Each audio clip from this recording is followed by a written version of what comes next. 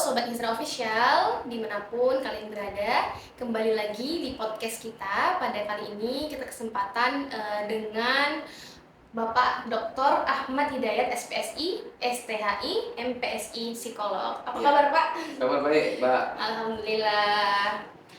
Untuk informasi teman-teman semuanya, kali ini kita akan berbincang ya dengan Bapak Ahmad. Ya, Adapun Pak Ahmad ini merupakan pegawai negeri sipil yang diperbantukan di Universitas Islam Riau sebagai dosen psikologi ya Pak ya? Iya, sebagai dosen psikologi. Dosen psikologi. Betul.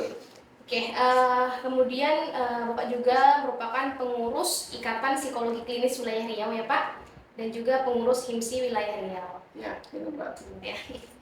Oke, nah teman-teman semuanya, kali ini kita akan bincang santai aja ya Pak ya. Iya, bincang sore Mbak ya. Bincang sore untuk kita ingin bertanya-tanya nih Pak, karena masalah kejiwaan ini sangat kompleks ya Pak ya. Sangat kompleks sekali, dan juga banyak sekali masalah-masalah, bukan hanya masalah kesehatan fisik ya Pak ya, malah kesehatan jiwa juga sekarang sudah menjadi sorotan nih Pak, karena mungkin banyak yang mengalami gangguan, bahkan bukan gila ya teman-teman ya, bahkan kayak stres, kemudian nggak tahu apa yang ada pada dirinya gitu kan Pak. Oke Pak, untuk yang pertama nih Pak, kita ingin tahu nih Pak, selama ini kan kita dengar kata psikologi gitu kan Pak, ada psikolog. Nah, kita ingin tahu urgensinya untuk melakukan psikotes atau tes psikologi Pak. Untuk apa itu Pak sebenarnya? Baik, terima kasih Mbak ya. Jadi psikologi itu secara garis besar Pak ya, itu ada setting industri, ada setting pendidikan, ada setting klinis. Jadi kalau kita bicara urgensi pendidikan itu tergantung konteksnya. Jadi kalau misalnya kita bawa dalam konteks industri, apa sih urgensi daripada psikotes? Supaya karyawan tersebut mendapatkan karyawan sesuai yang diinginkan oleh perusahaan. Jadi perusahaan tidak akan rugi. Jadi bagaimana IQ-nya, bagaimana bakatnya, bagaimana minatnya, bagaimana kepribadiannya, bagaimana pelaku kerjanya, apapun yang diinginkan oleh perusahaan itu bisa diakomodir, bisa dipenuhi. Jadi itu untuk setting pendidikan, bahkan bisa untuk setting industri, bahkan bisa juga untuk analisa jabatan. Kadang-kadang ada mereka itu yang bekerja 10 tahun gitu kan, tapi cara kerjanya seperti baru 2 tahun. Ada yang kerjanya 2 tahun, tapi cara kerjanya sudah seperti 10 tahun. Nah, kita menempatkan orang-orang pada tempat yang pas. Jadi dia bisa puas bekerja, target-target perusahaan bisa terpenuhi. Ini kita baru skup kecil bicara tentang psikotes. Jadi psikotes itu ada yang kita bicara dalam konteks industri Mbak. Kemudian ada juga psikotes yang dalam konteks klinis. Nah, kalau klinis ini ada klinis anak, ada klinis remaja, klinis dewasa. Saya juga bekerja di ULD, Unit Layanan Disabilitas Provinsi Riau, tapi di unit pendidikan. Karena ULD di Riau ini Mbak, ada ULD yang dikelola oleh sosial, mereka membentuk komunitas-komunitas. Ada juga ULD, Unit Layanan Disabilitas, yang dikelola oleh kesehatan. Nah, mereka ini yang sudah katakanlah dalam proses kuratif atau pengobatan, misalnya anak autis yang mereka butuh penanganan psikiater, minum obat-obatan tertentu dan seterusnya. Ada juga ULD pendidikan. Nah, kalau saya psikolog di ULD pendidikan. Nah, ULD itu unit layanan disabilitas. Jadi kita juga menangani anak-anak disabilitas yang tujuannya bagaimana anak-anak disabilitas ini kita berdayakan sehingga dari mampu latih jadi mampu ajar, bahkan mampu didik, sehingga dia bisa masuk ke sekolah SLP atau sekolah inklusi atau bahkan sekolah reguler. Jadi itu WD setting pendidikan Pak. Itu setting klinis Mbak. Jadi kalau setting klinis itu baru bicara anak, belum remaja, belum dewasa. Dewasa itu banyak lagi kasusnya. Ada kasus katakanlah psikotik, kasus gangguan jiwa. Gangguan jiwa itu atau orang bilang orang gila, itu banyak lagi jenisnya Pak. Kemudian ada juga yang kasusnya gangguan kepribadian, tempatnya di penjara. Nah, ada juga gangguan neurotik, gangguan psikis yang berdampak pada fisik, misalnya asma atau misalnya gangguan cemas atau katakanlah gangguan insomnia. Itu bisa berpengaruh ke fisik juga Pak ya? Bisa. Insomnia itu kan karena terlalu banyak keinginan. Iya Pak, begadang, maksudnya nggak bisa tidur malam insomnia itu sebenarnya dia tidur itu waktunya kalau manusia wajar kan 6 jam Pak ya, kalau ini enggak. Jadi dia payah tidur, tapi ketika tidur bisa sewaktu dia tidur itu Mbak. Nanti ya sebabnya karena dia memang sudah tidur, karena kembali lagi banyak keinginan Mbak. Kalau kita di tempat tidur ya untuk tidur, jangan digunakan untuk berpikir yang aneh-aneh gitu Mbak kan. Ini baru setting klinis Mbak. Jadi ada lagi gangguan seksual. Jadi banyak kali Luas kasus sekali klinis, ya, Pak, luas ya? sekali. Kemudian ada lagi dan itu butuh psikotes. Psikotes misalnya dia gangguannya apa? Misalnya pada kasus anak Mbak ya, misalnya anak autis. Ini autis maka terapi yang dibutuhkan apakah cukup terapi pelaku atau ditambah lagi terapi okupasi, fisio atau gangguannya apa sehingga disesuaikan nanti program apa yang cocok untuk terapi anak ini. Baru kita bicara setting pendidikan Mbak. Psikotes itu untuk pendidikan. Nah ini yang apa tuh banyak orang tua setelah tamat SMA gitu kan masuk perguruan tinggi. Ini kita sayang sekali Mbak. Ternyata semester 2, semester 3 udah mau nggak kuat lagi karena nggak cocok dengan passionnya. Berat Jadi, mungkin ya Pak ya? iya. Nah ini kan akhirnya uang sudah terbayar, uang pangkal terbayar, waktu sudah terbuang, kan kasihan Pak. Nah ini bisa bisa dicegah untuk studi pendidikan. Misalnya di SMA kita lakukan psikotes. Nah dengan psikotes nanti bisa ketahui bakat anak-anak ini apakah ke rumpun ilmu alam, apa ke rumpun ilmu sosial, sehingga nanti kalau rumpun ilmu alam berarti nanti dia masuk ke perguruan tinggi yang memang rumpun ilmu alam, apakah itu seperti teknik, apakah itu seperti pertanian atau yang lain-lain, atau dia rumpun ilmu sosial, apakah dia masuk psikologi atau dia masuk psiko dan seterusnya. Jadi rumusnya itu bakat kali minat sama dengan kepuasan kerja. Jadi anak ini kalau dia sudah dites, maka nanti orang tua tidak rugi. Karena bayangkan Mbak, perguruan tinggi itu begitu masuk kita masuk itu akan terpenjara selama 4 tahun, membayar uang kuliah dan seterusnya begitu kan. Nah, sayang. Yang paling besar itu uang pangkal kan. Nah ini sayang kalau salah jurusan gitu Mbak. Jadi memang penting sekali urgensi psikotes. Jadi kalau kita bicara urgensi psikotes, Mbaknya maunya nyamannya psikotes dalam setting apa? Banyak settingnya banyak, ya Pak ya? settingnya banyak Mbak. Saya tertarik di bidang pendidikan sih Pak ini Pak. Ya oke. Kayak misalnya tadi, banyak Pak memang anak-anak kita ya, kayak di luar sana yang mereka salah ngambil jurusan misalnya, nggak sesuai passion, nggak sesuai skill mereka. Nah, yang ingin saya tahu tuh Pak, biasanya dari sejak umur berapa sih Pak, sifat atau karakter atau passion kita itu mulai keluar gitu Pak? Oke, jadi gini Mbak, kalau kita bicara psikotes pendidikan, kita mulai dari setting kecil dulu Mbak ya, nanti sampai ke setting dewasa.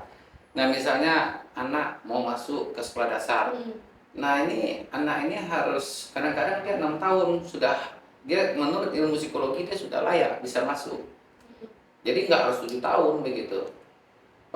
Cuman nanti psikolognya akan ngetes bagaimana IQ-nya, bagaimana kemampuan-kemampuan di dalam interaksi sosial dan lain-lainnya itu diukur semua Pak. Ada alat tesnya sehingga kita bisa prediksikan ini bisa lanjut ke sekolah gitu kan. Nah kemudian di setting SMP. Nah SMP ini juga kalau kita SMP itu kan sedang mencari jati diri gitu. Jati diri itu di SMP apa ya? Di SMP mereka mencari jati diri, di situ banyak gejolak gitu kan. Banyak coba-coba juga Pak ya, hal-hal lain mungkin. Iya. Kalau seandainya dia memang punya bakat istimewa atau kejadian istimewa, ini kan dia bisa masuk ke program katakanlah akselerasi dan seterusnya. Di SMA ini penting juga Mbak. Jadi dia bisa menyesuaikan dengan mata pelajarannya. Apakah aku ini cocoknya KIPA atau KPS sih gitu, ilmu alam atau ilmu sosial sih. Nah, apalagi perguruan tinggi. Jadi kalau perguruan tinggi itu banyak sekali Mbak, bukan sedikit, banyak sekali yang salah jurusan gitu.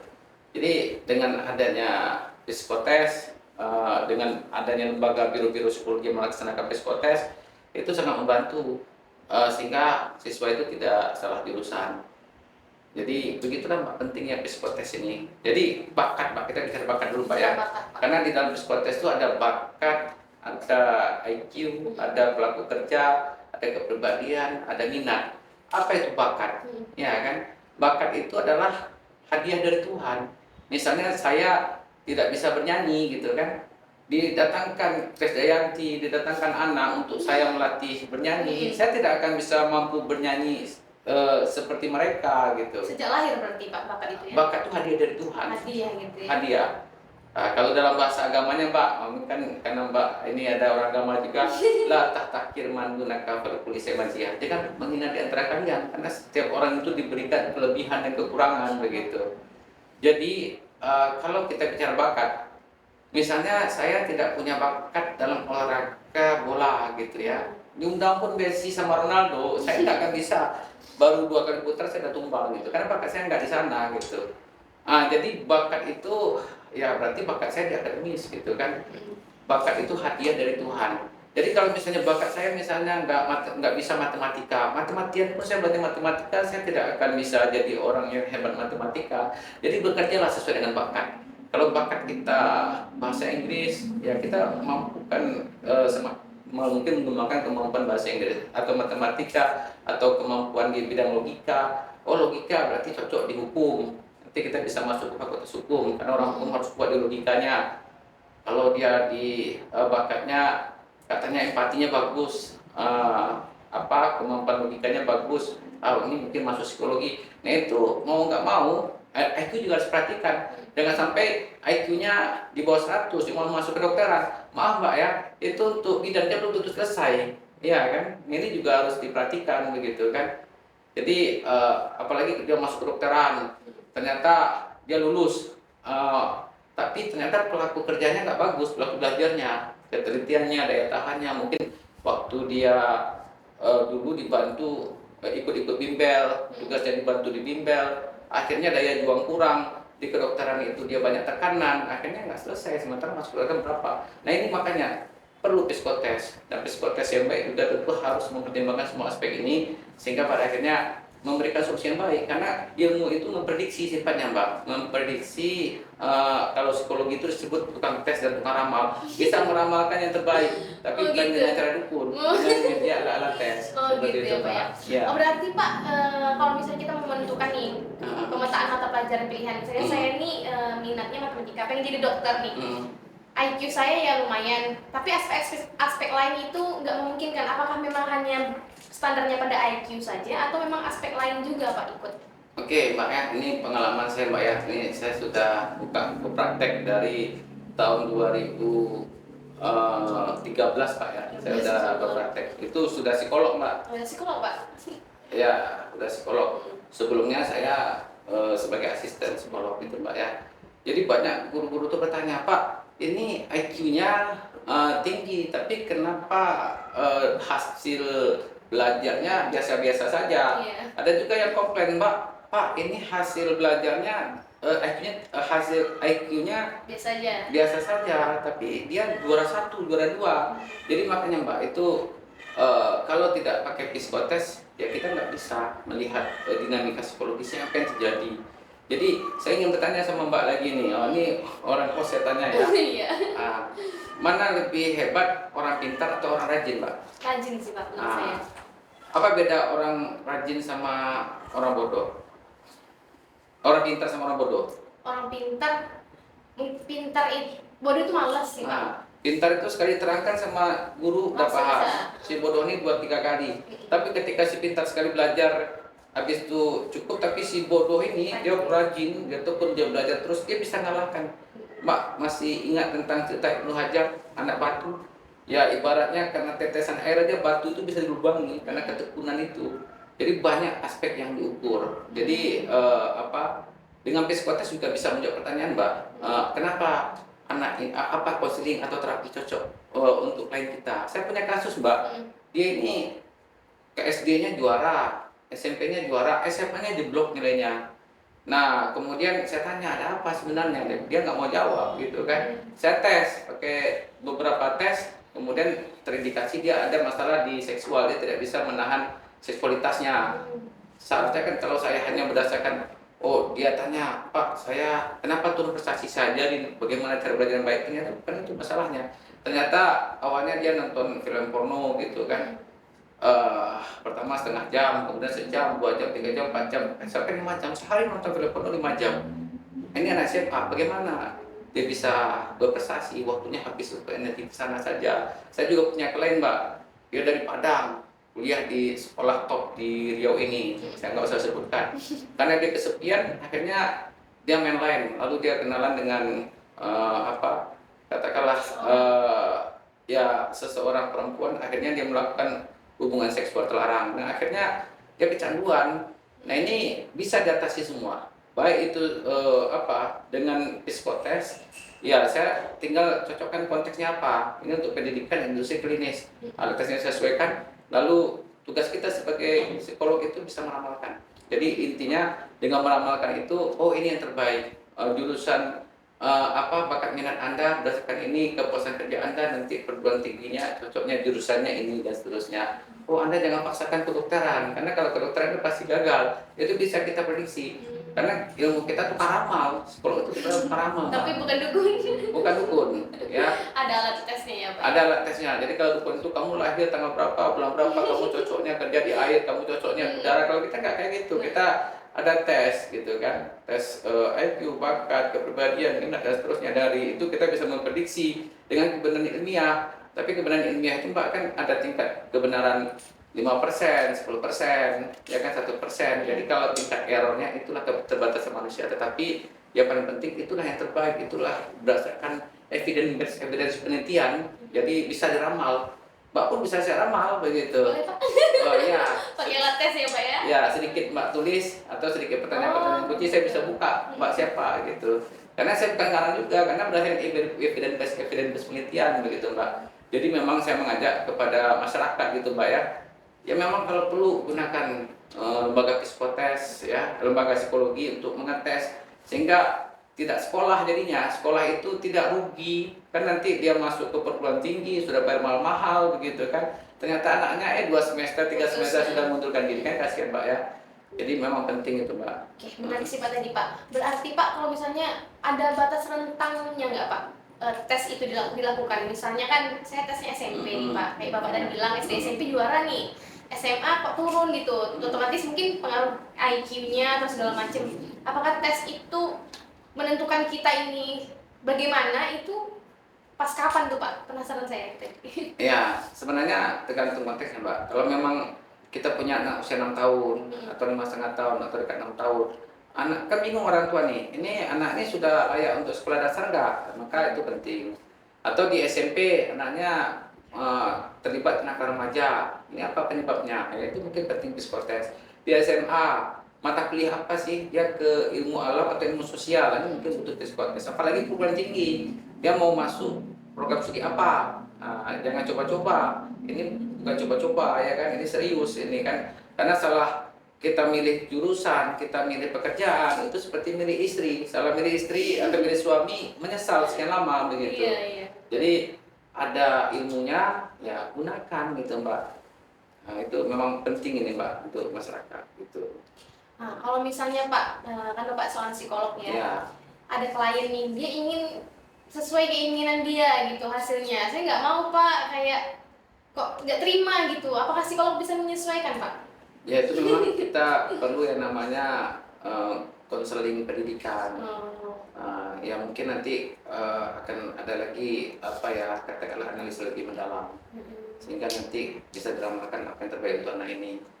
Karena kembali lagi tentu kita akan mempertimbangkan apa alasan-alasannya gitu kan. Kita harus mendengar semuanya gitu Mbak.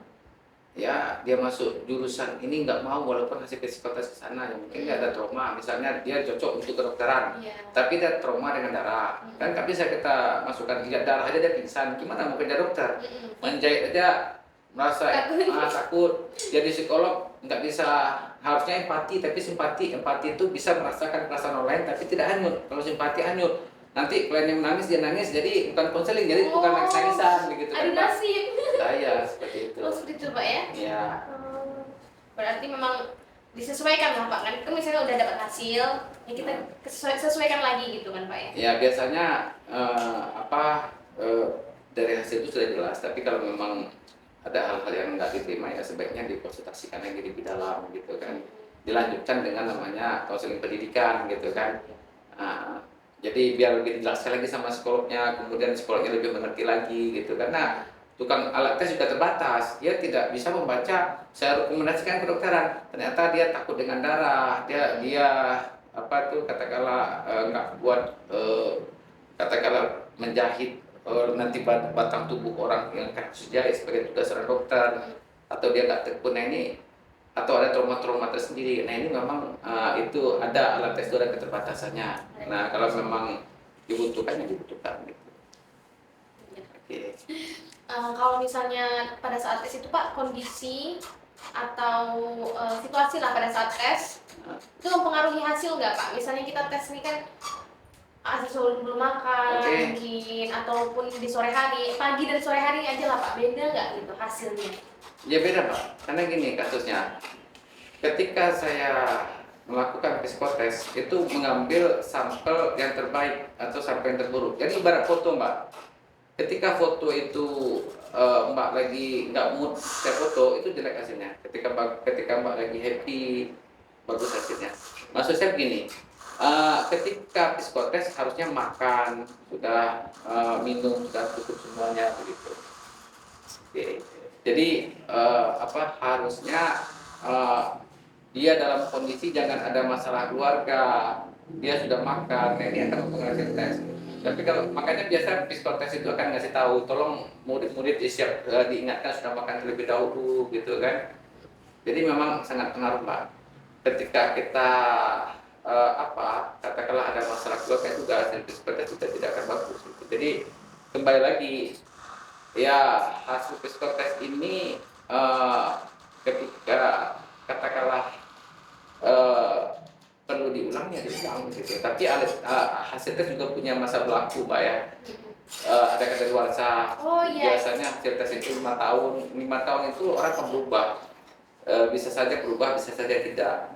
Jadi banyak sekali dinamika yang terjadi sehingga terjadi perubahan-perubahan itu, sehingga alatnya juga nggak bisa sama dengan tes tupel juga kan. Tes tupel berlaku 2 tahun gitu kan. Jadi psikotes juga seperti itu. Jadi udah dites, oh ini hasil tesnya enggak, mungkin tes tahun berapa gitu kan. Tapi saya rasa 3 tahun itu Mbak hasil tes itu validnya. Jadi setelah 3 tahun itu bisa jadi alat tes itu tidak menggambarkan lagi apa yang tentang orang yang dites gitu Mbak.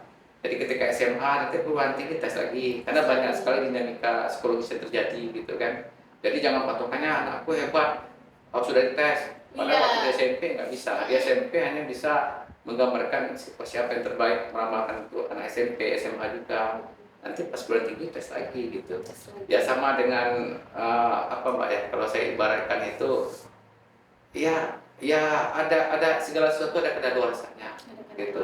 Jadi kita bukan seperti ada yang menggunakan ilmu, oh diginikan hasilnya untuk seumur hidup, ya nggak gitu. Karena banyak sekali dinamika seperti itu terjadi Mbak. Jadi ada setelah 3 tahun bisa saja sama dengan tes tupel Mbak ya, kalau saya ibaratkan tes tupel itu validnya 3 tahun atau berapa ya segitu. Psikologi juga sama gitu, karena terjadi perubahan lagi kan gitu.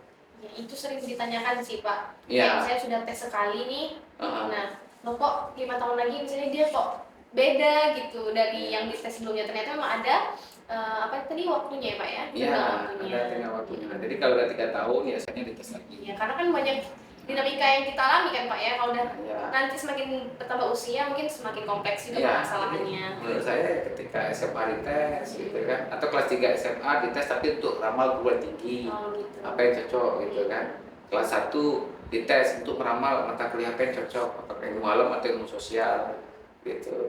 Nah Pak, ini yang sering jadi pertanyaannya bagi siswa mungkin juga. Ya. Kadang hasil psikotes itu kadang Pak kayak IQ rendah di IPS misalnya semua, IQ agak di atas 100 IPA. Apakah IPS itu orang-orang ber-IQ rendah seperti itu Pak? Atau bagaimana itu Pak? IPA IPS itu Pak? Kan memang udah nggak ada jurusan ya, tapi mata pelajaran pilihan kayak sosiologi, geografi itu kan IPS Pak, matematika, fisika seperti itu.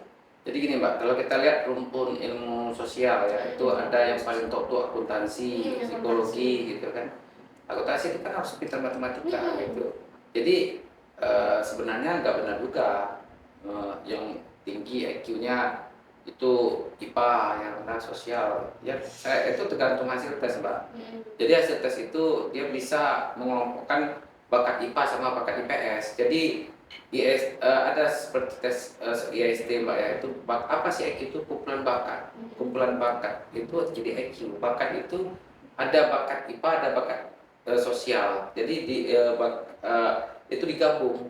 Jadi nanti kalau kita pakai tes, kita akan buat mana yang menonjolnya, apakah ke bakat IPA atau ke bakat PS gitu, atau ke bakat ini saya biasa istilahnya PS Mbak ya, Iya. ilmu alam atau ilmu sosial. Jadi itu nggak betul Mbak, kami punya standar Oh, ada sekolah standar ya. standar. Banyak juga saya punya data juga, dia IQ-nya tinggi bahkan mengalahkan IPA. Ternyata dia kita rekomendasikan di sosial, karena kebetulan saya juga punya jam terbang yang cukup tinggi juga Mbak ya, untuk SMA top di Padang, SMA 1, SMA 10, SMA Don Bosco, SMA 9, rata-rata saya negeri sama saya dulu Pak. Jadi SMA Bintang Cendekia gitu kan, itu nggak seperti itu, pasti itu salah itu Mbak, itu hanya klaim sepihak itu. Iya, rata-rata mungkin ya. Ya. Nggak rata-rata sih, mungkin ada yang seperti itu kayak kok aku IPS kayak masih merasa diskriminasi gitu. Mungkin sama temen gitu ya Pak ya. Ya. IPS, IQ rendah IPS gitu. Iya memang kebanyakan sih seperti itu, Iya. tapi jangan diklaim seperti itu. Oh. Kebanyakan orang sosial itu ya Pinter juga kok. kan, ada juga karena dia takut matematika atau dia masuk sosial ya karena kembali lagi nggak bisa mengikuti pelajaran ilmu alam yang menuntut kerja keras, ketelitian, ketangguhan dan seterusnya. Dia mau nyantai. Memang saya juga tidak menampik Mbak ya, di sosial lebih banyak lebih tinggi IQ-nya lebih banyak di ilmu alam, tapi nggak mutlak Mbak. Ada juga orang ilmu sosial yang lebih tinggi daripada ilmu alam. Makanya kita tidak berdasarkan kita berdasarkan ada instrumen tes yang kita gunakan untuk memilah. Ini contohnya kecenderungannya ke ilmu alam, ini ke ilmu sosial seperti itu Mbak. Nah, Jadi paradigma itu bisa kita perbaiki. bisa kita perbaiki. Jadi bukan hanya berdasarkan IQ kan Pak ya. Memang ada memang instrumen-instrumen tes yang sudah ditentukan oleh psikolognya gitu ya Pak. Bukan psikolog Mbak. Kalau psikolog itu Mbak mau di Amerika mau di mana kita sama alat bukan ya tesnya. Pak ya? Iya, misalnya IST itu diciptakan orang Belanda. Jadi bukan kita yang menciptakan. Memang ada UI, ada UGM membuat instrumen, tapi itu sangat langka. Tapi banyak alat tes kita itu udah mendunia, Pak. Makanya kita punya kode etik. Kita menjaga kerahasiaan alat tes, kita menjaga norma tes, kita menjaga kunci alat tes. Karena ini di Indonesia karena rubah bahasa Indonesia aja gitu. Jadi kalau kita bicara ya ada yang mau ngetes ke Filipina, mau tes ke Amerika, itu juga alat tes yang digunakan. Tes Kepler juga, tes poli itu juga barangnya, begitu kan. Tes FPPS itu juga barangnya. Barang-barang kita barang-barang impor, sedikit yang produk Indonesia, begitu kan. Jadi sudah mendunia, sudah valid sehingga dia memang layak untuk disebut tukang ramal. Kita psikolog itu ya tukang ramal, tukang tes dan tukang ramal, meramalkan apa yang terbaik. Tapi berdasarkan riset Mbak, bukan berdasarkan petunjuk hantu dan seterusnya atau prasangka. Kita pakai data Mbak. Seperti itu.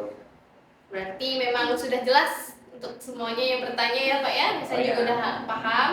Kayak tadi memang seperti itulah penjelasannya, gak hanya berdasarkan IQ tadi. Itu sangat penting sih memang pada semuanya bertanya gitu. Nah Pak, ada saya pertanyaan pribadi boleh Pak? Oke. Ya. Kalau kan psikolog itu Pak kalau lagi ada masalah atau apa, mereka kemana Pak?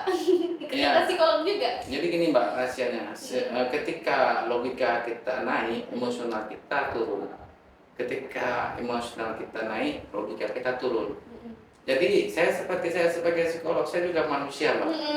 Jadi ketika saya terlibat masalah emosional kan, ya kadang-kadang saya juga butuh konsultasi sama ustaz, juga sama psikolog lain. Karena ketika emosi saya turun, saya tidak bisa melihat masalah itu dengan jernih gitu. Jadi memang psikolog itu bukan untuk Anda, psikolog juga dia manusia lemah, manusia biasa juga begitu. Tapi kembali lagi, apalagi seperti psikolog klinis itu nasibnya seperti keranjang sampah, Mbak. Jadi ketika tidak mampu ditangani oleh psikiater, nggak mampu ditangani sama psikolog pendidikan, nggak mampu ditangani sama psikolog industri, benteng terakhir itu klinis gitu. Jadi dia keranjang sampah, segala masalah dia menyelesaikan. Tapi dia juga manusia biasa. Jadi ketika dia masalah, ketika emosinya terganggu, dia juga butuh konsultasi sama rohaniawan.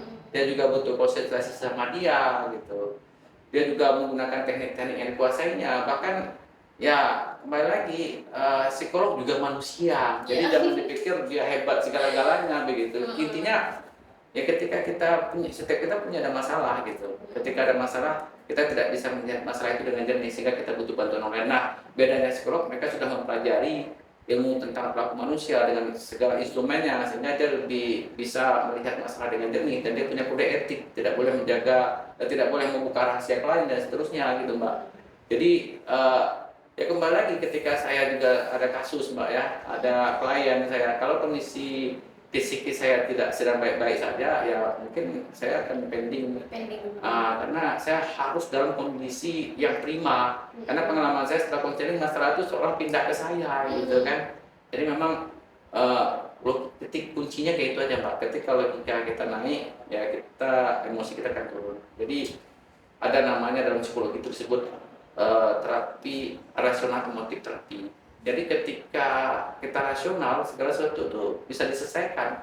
Ketika kita sedang emosional, masalah itu jadi irasional juga, tidak bisa kita selesaikan. Gimana Gitu. tuh Pak untuk kita mengatasi emosional diri kita, kayak mudah Nah, marah, mudah tersinggung, dan kalau misalnya marah itu kayak suka apa ya, menyalahkan diri sendiri, suka nojok-nojok dinding itu ya, ada gimana ini tuh? tema menarik nih Mbak. Iya. Kemarin kami bicara di PK Ikatan Psikologi Klinis di wilayah Riau ini, kami mau ngangkat masalah itu.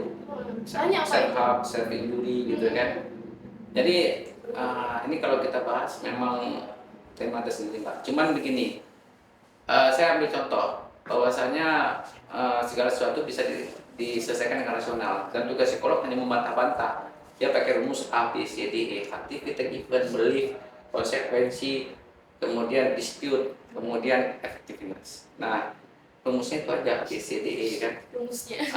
Jadi setelah kita dispute, tujuannya biar belief-nya itu jadi rasional belief, dari irasional menjadi rasional belief.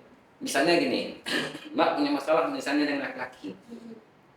Mbak katakan semua laki-laki jahat sama saya. Saya katakan, Bapak Anda jahat. Pasti dia bilang, Mbak bilang tidak. Ibu Anda, kakek Anda jahat, paman Anda jahat, guru Anda jahat, ustadz Anda jahat. Enggak. Lalu yang Anda bilang jahat itu siapa? Itu pacar saya yang melukai saya. Jadi saya luruskan gitu. Jadi dia ketika kita punya masalah, kita selalu lakukan generalisasi. Nah, saya buat spesifik, lalu saya kondisikan dengan masalah spesifiknya. Ambil contoh lagi, saya ada seorang mahasiswa, Pak, saya nggak bisa kuliah gitu, saya bodoh. Kenapa kamu katakan kamu bodoh? Ini saya diskut, ini saya bantah. Ya, buktinya ada Pak, IPK saya di bawah 3. Pertanyaan saya, kenapa IPK kamu rendah? Ya karena saya ada masalah keluarga, kemudian ekonomi saya bermasalah. Berarti kalau tidak ada masalah keluarga, ekonomi nggak bermasalah, pasti kamu IPK kamu tinggi, betul nggak? Dia bingung sendiri, oh iya betul juga Pak ya, gitu. Iya, Jadi kita membantah karena dia emosional sehingga tidak bisa menggunakan kemampuan logikanya atau rasionalitasnya. Nah, kita sebagai psikolog menggunakan itu. Psikolog itu juga bagaimana orang bisa menerima takdir atau garis hidup yang sudah ditentukan oleh Tuhan. Itu kerja psikolog juga gitu. Karena sebenarnya minta maaf Mbak, kita bagian dari nasib dan kita tidak bisa berubah nasib gitu kan. Umur, rezeki, jodoh. Ya tugas kita ketika emosional itulah kita bisa menerima takdir dalam kehidupan ini. Karena dalam kehidupan ini kata Islam itu ada dua hal, butuh Tuhan dan butuh sahabat gitu kan. Nah, kalau nggak ada dua-dua ini ya udah gitu. Jadi Kalau nggak ada sahabat Pak. ya sama gitu. Sahabat itu kita butuh teman gitu karena kita makhluk Sosial ya. ya makhluk biologis, makhluk antropologis, makhluk sosiologis, makhluk spiritual seperti itu butuh Tuhan. Jadi Mbak, ini kita fokus kembali ke psikotes lagi. Psikotes ini kesimpulan saya adalah ada setting industri, ada setting pendidikan, setting klinis, tetapi apa yang kita butuhkan ya tergantung settingnya. Nah, kalau perusahaan bisa datang ke mau cari karyawan yang terbaik, mau karyawan saja bisa. Terus sekolah, kami ini mau memetakan pelajaran bisa, kami mau perguruan tinggi apa bisa, ini cocok nggak anak ini masuk ke SD, anaknya umurnya baru umur sekian bisa. Ini masuk ke sekolah inklusi atau sekolah reguler atau sekolah apa ini SMP bisa. Atau dan terakhir ya atau setting industri pendidikan ya banyak setting Mbak ya. Baik, jadi memang cakupan dari ilmu psikologi sendiri soal luas ya Pak ya, Ya, seperti Bapak betul. bilang tadi, teman-teman semuanya. Kopi dulu ya. Iya, silakan sambil ngopi. memang kita harus kalau mau ibaratnya harus menuju kepada keahlian tertentu gitu. Ibaratnya tuh ada sendiri gitu kan Pak, bidang-bidangnya, settingnya ada sendiri. Jadi nanti kalau lihat dulu dari masalahnya gitu ya Pak ya. Ya, mudah-mudahan bincang sore kita Pak bisa bermanfaat untuk masyarakat luas. Amin, sangat bermanfaat sih Pak. Menurut saya sangat bermanfaat juga. Rasa haus terhadap apa sih Iya. ini sore ini kita bincang-bincangkan Pak ya. Nanti kita mungkin ada lagi part selanjutnya Pak ya, Ya, lebih mendalam lagi karena kan memang cakupannya sangat luas ya Pak ya. Kita bahas tema ini cocok Mbak hari ini, karena hari ini lagi musim psikotes, karena anak-anak baru mau masuk SMA gitu kan dan seterusnya. Betul sekali, kelas 10 ya Pak ya. Tapi kita tidak singgung spesifik pendidikan, semuanya kita bahas. Jadi ada yang manfaat untuk orang industri, pendidikan, klinis gitu Mbak. Ya, terima kasih banyak Pak udah meluangkan waktunya di podcast kita. Sama-sama. Tentunya sangat bermanfaat sekali, dan juga teman-teman semuanya jangan lupa untuk pantau ya terus, nanti mana tahu kita ada lagi sharing-sharing dengan Bapak lagi, karena kan luas sekali Pak. Saya jadi pengen nanya ini luas gitu kan Pak, Ya, tema-tema tertentu seperti itu. Oke. Begitu saja ya Pak ya. Terima kasih semuanya. Sampai jumpa kembali. Assalamualaikum warahmatullahi wabarakatuh. Waalaikumsalam warahmatullahi wabarakatuh.